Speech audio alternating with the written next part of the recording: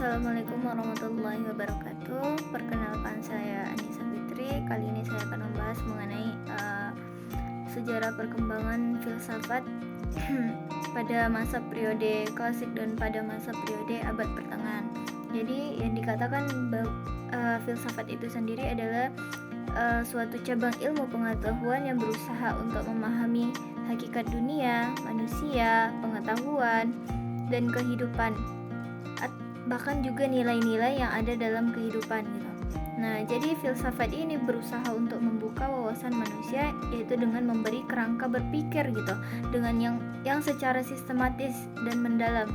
Jadi filsafat ini membantu kita dalam memahami dunia, diri sendiri, dan memikirkan makna hidup secara keseluruhan gitu.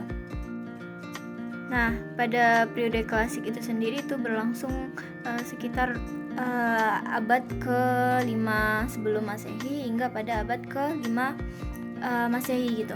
Nah, dimana masa ini merupakan masa perkembangan awal ilmu pengetahuan di dunia kuno gini. Pada periode ini tuh peradaban Yunani dan Romawi kuno itu menjadi pusat pengetahuan dan pemikiran ilmiah gitu.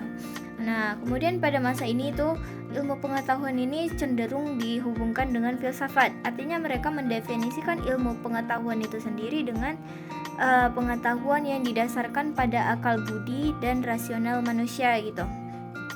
Nah, dimana pada periode ini itu terdapat beberapa tokoh seperti Socrates, Plato, Aristoteles yang berkontribusi dalam berbagai bidang ilmu pengetahuan.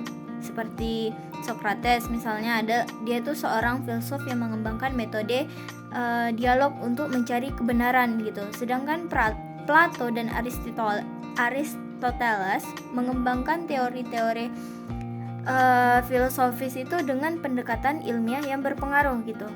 Nah, kemudian ada juga yang dalam ilmu pengetahuan alam seperti Hippocrates yang dianggap sebagai bapak kedokteran, di mana ia mengembangkan metode ilmiah dalam diagnosis dan pengobatan penyakit.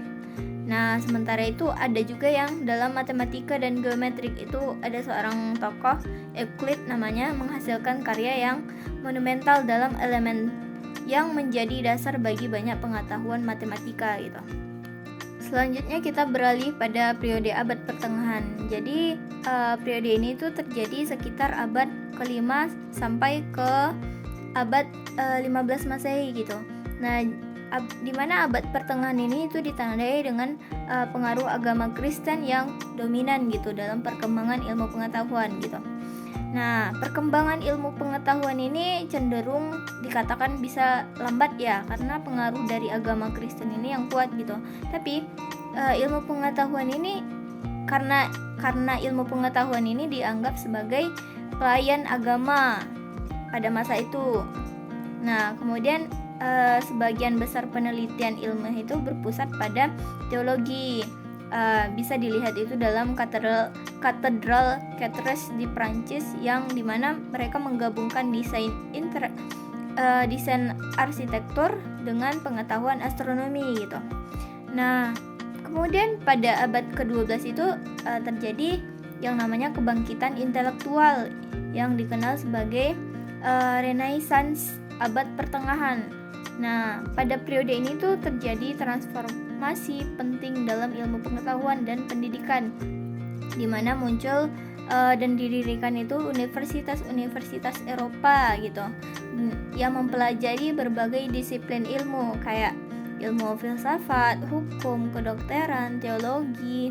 Nah, tokoh penting di sini itu adalah Thomas Aquinas, di mana ia itu seorang teologi dan filsuf yang berusaha untuk menyatukan agama dan filsafat gitu. Nah, kemudian pada akhir pertengahan itu terjadi terobosan gitu dalam pemikiran ilmiah ini dengan adanya revolusi ilmiah gitu. Nah, tokohnya itu seperti Nicolaus Copernicus, Galileo Galilei, dan Isaac Newton. Jadi mereka itu memperkenalkan penemuan dan teori baru yang merubah pandangan manusia itu terhadap alam semesta gitu. Nah, selain itu perkembangan ilmu pengetahuan itu dalam bidang kedokteran dan matematika itu terjadi juga pada periode ini. Contohnya kayak Avicenna, itu seorang cendekiawan Persia itu yang membuat sumbangan penting ilmu kedokteran, dan Al-Khwarizmi itu seorang matematika Persia yang dikenal sebagai Bapak Aljabar gitu.